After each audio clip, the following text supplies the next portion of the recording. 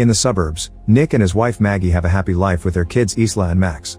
One morning, Maggie has a heart attack and ends up in the hospital. She's been there for a few days now waiting for a heart transplant. Having to work and take care of the kids is making Nick's life difficult. One evening he takes the kids to a presentation by Cobol Industries and they see the Sims, which are advanced robots that can help humans with their daily chores or even difficult work. Nick starts considering getting one and hears all the details from the seller, who promises the Sims adapt to their owner's needs. While Nick is distracted, Isla wanders around on her own. Nick freaks out when he notices, but thankfully a Sim called Alice brings her back. Alice offers to watch over Isla while Nick shops and she even makes a joke that surprises him. The seller explains Alice is the latest model with the most sophisticated AI, which allows the Sims to mimic human emotions. This makes them especially good with children and Isla wants her. The next morning, Nick is struggling with feeding the kids and dealing with an important call from work. At that moment Alice arrives and immediately gets to work, asking for all the family schedules while noticing the house is messy and the stairs railing is loose. After Nick leaves to take the kids to school, Alice absorbs the shopping list from the smart fridge with just a blink and starts tidying up the house, noticing a digital picture frame that shows the family with Maggie. At the end of the day, the family comes back to a perfectly clean house and their dinner ready. However, Isla complains about the lasagna because it tastes different from her mom's. Suddenly Max starts crying and Alice offers to take him away so he can't be a bother during dinner, but Nick chooses to sit the baby on his lap and just tells Alice to prepare Max a bath. When night falls, Alice gets in sleep mode and rests against a wall. Isla sneaks out of her room and climbs on a chair to reach the cookie jar, only to slip and fall. Nick hears the jar crashing and his daughter screaming, so he runs downstairs. Luckily Alice has caught Isla and the kid didn't get hurt. The glass did hurt Alice, and Nick is shocked to see her bleed. After putting Isla to bed, Nick checks on Alice and finds her in her underwear. He asks if she needs a repair shop, but Alice has used a special bandage that instantly closed the cut. Sometime later the family visits Maggie and Isla tells her Alice has become her friend. Nick gets really affectionate with Maggie because he misses her so much. When Nick returns to work at the construction site, he and his co-workers notice their boss is showing the place to a representative from a robotics company.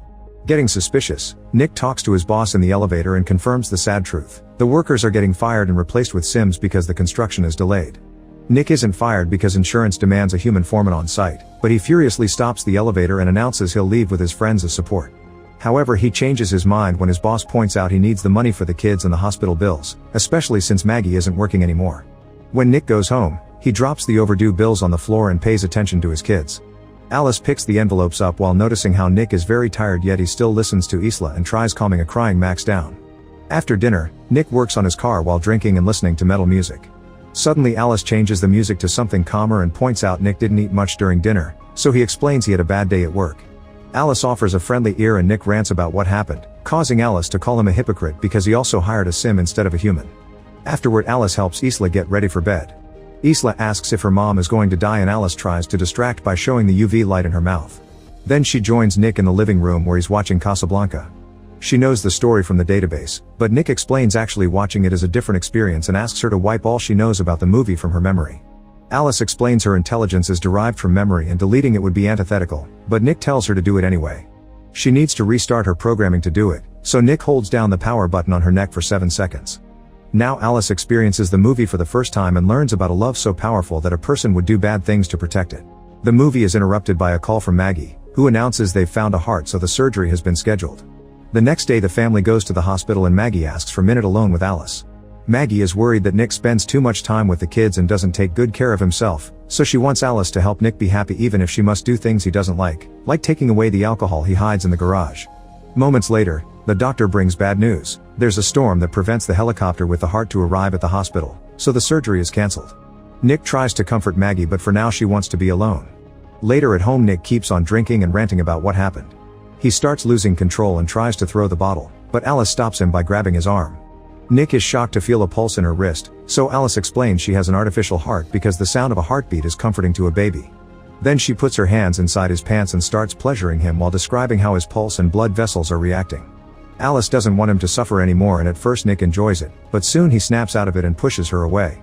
Then Nick goes for a run to clear his mind, but he can't stop imagining how doing the whole thing with Alice would have been like. Later at the hospital Maggie starts listing a bunch of advice she wants Nick to pass to their kids, clearly starting to lose hope. That night Nick notices the pictures with Maggie are missing in the digital frame and confronts Alice about it. She explains she removed the Maggie photos because they were making Isla sad, but she instantly puts them back when Nick tells her to. Afterward Nick goes drinking with his work buddies.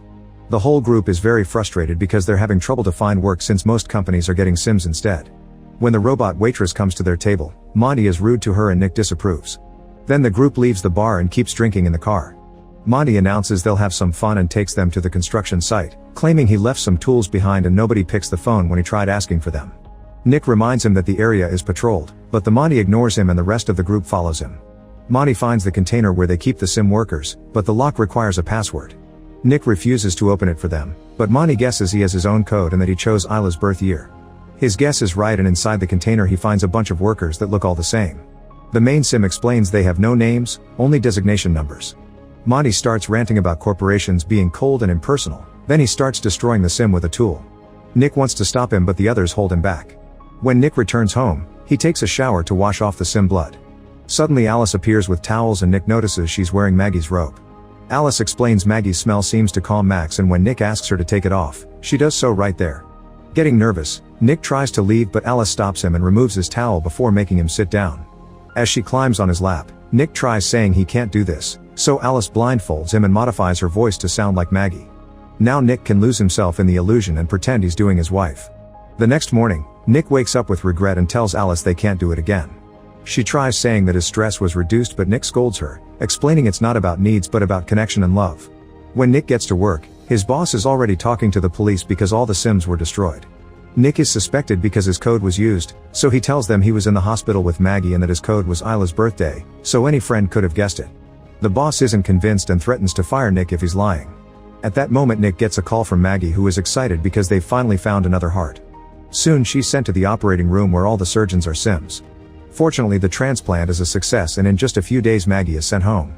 Her body is still weak and she has trouble bending over to pick up Max, so Alice cuts in to grab him instead. Later Alice takes Max to the park and sees a spoiled kid yelling at his Sim nanny, which makes Max cry. Alice scolds the child with rude words and all the Sims in the area can't believe it, thinking her owner lowered her civility too much. However, Alice clarifies she actually wiped civility from her database thanks to Nick's reset and claims this is better. That night Isla is happy to eat Maggie's lasagna and Alice asks for the recipe, but Maggie says it's a family secret. Maggie isn't feeling well and instead of eating she decides to rest. In the morning Maggie wakes up when she hears Isla yelling stop and runs downstairs, but the railing breaks and she falls. Alice stops tickling Isla and picks up Maggie to take her back to her room. When Nick comes home from work, he finds Alice reading to Isla by using Maggie's voice and asks her to stop. Alice mentions Maggie's fall and Nick rushes to check on her while Alice tells him the railing broke. This makes Nick suspicious since supposedly Alice had already fixed the railing.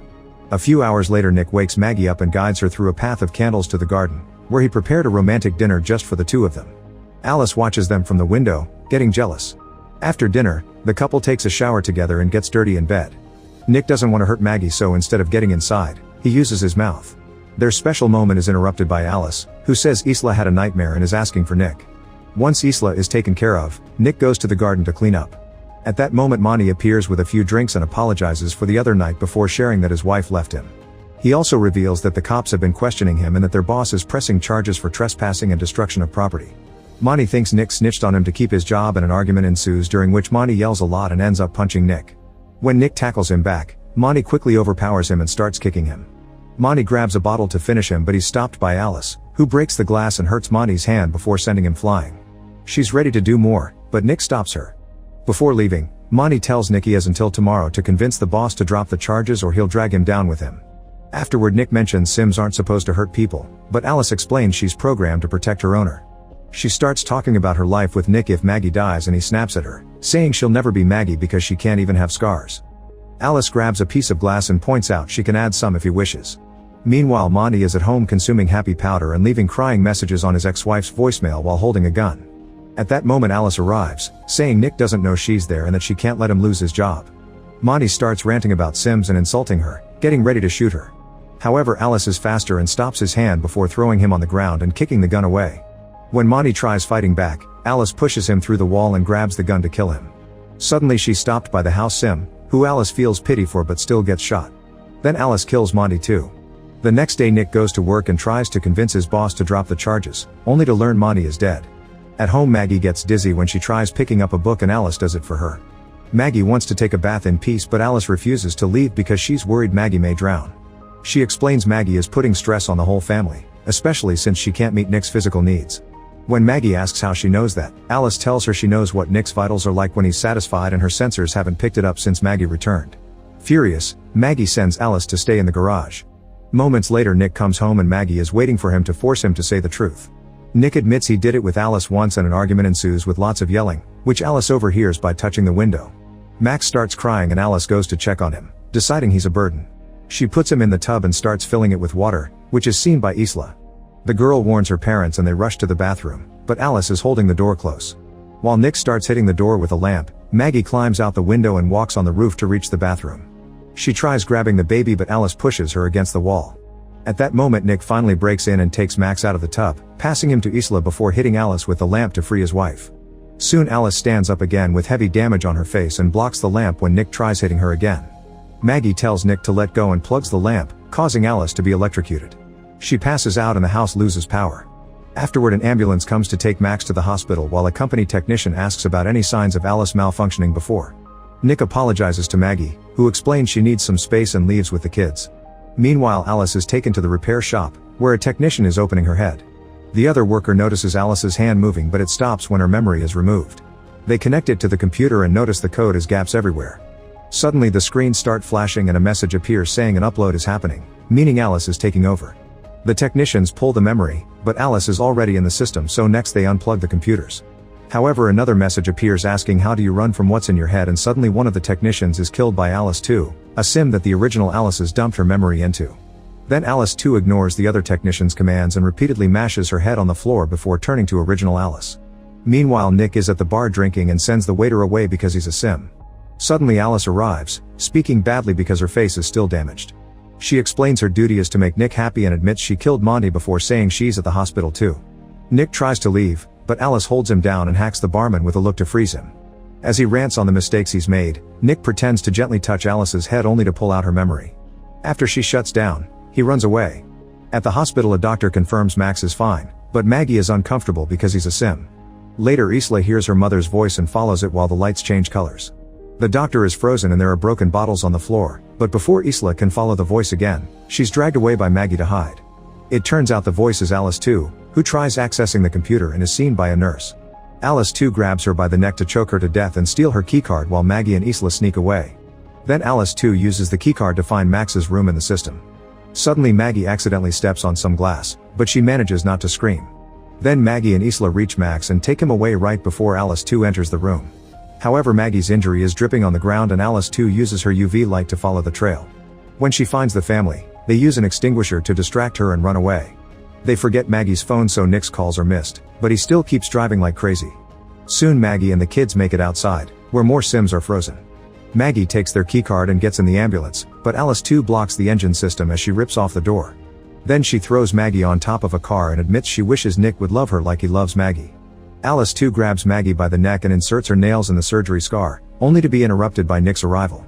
Maggie kicks Alice 2 off and Nick runs over her with his car before crashing. As the vehicle catches on fire, Maggie hurries to get an unconscious Nick out, but he doesn't respond at all.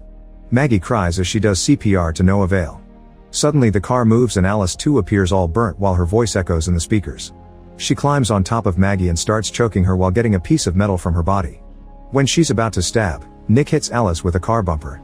Alice drops the metal piece to stop him and Maggie grabs it to stab her in the face, finally shutting her down. The couple reunites while the other Sims wake up around them. The next day everyone is feeling better after some treatment and they can go home together as a family. Meanwhile the Sim company is investigating the repair shop and when they turn on the power, they find the broken code on the screens. The inspector wants to destroy it all, but at that moment his Sim assistants freeze and the computer announces an upload while another Alice model opens her eyes.